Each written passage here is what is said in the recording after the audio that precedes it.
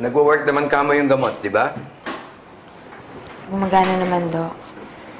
Pero hindi ko talaga kaya makita si CJ sa state na ganun eh. Yung tipong groggy siya, tulala. Hindi ko talaga matanggap na tinatrato siya ng ganun. Kaya naisip ko para mapakalma siya. Using his happy thought.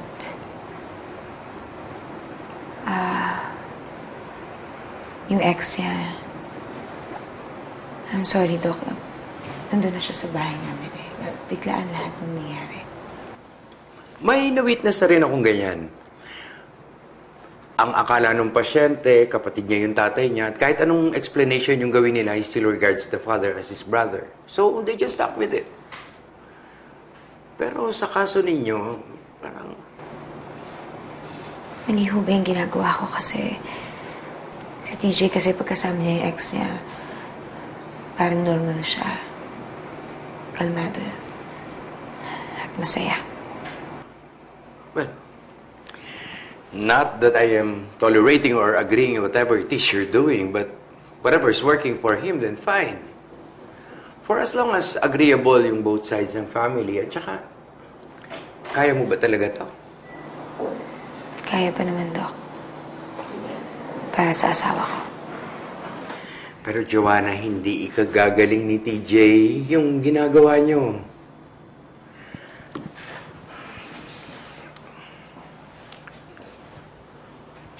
Why don't you go back to that support group that I recommended before?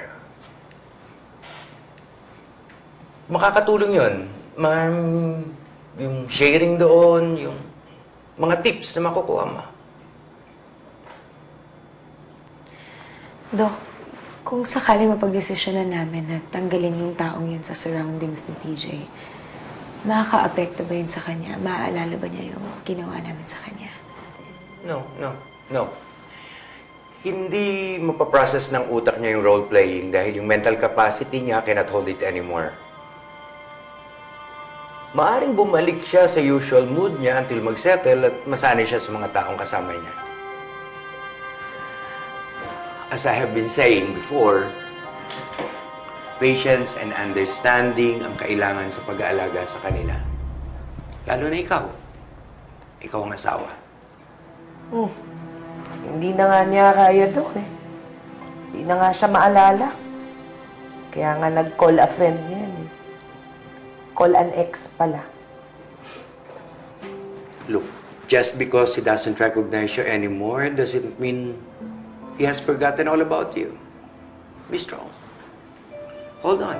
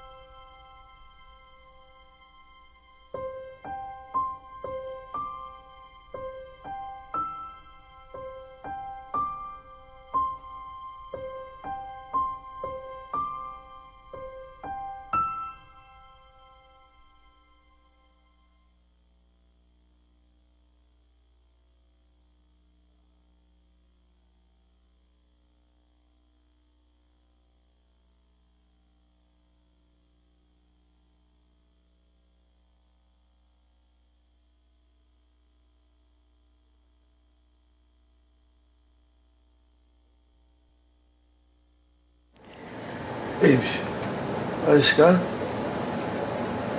Hindi. At chinecheck ko lang yung phone ko. Kaalis na, babes. Ito na ako.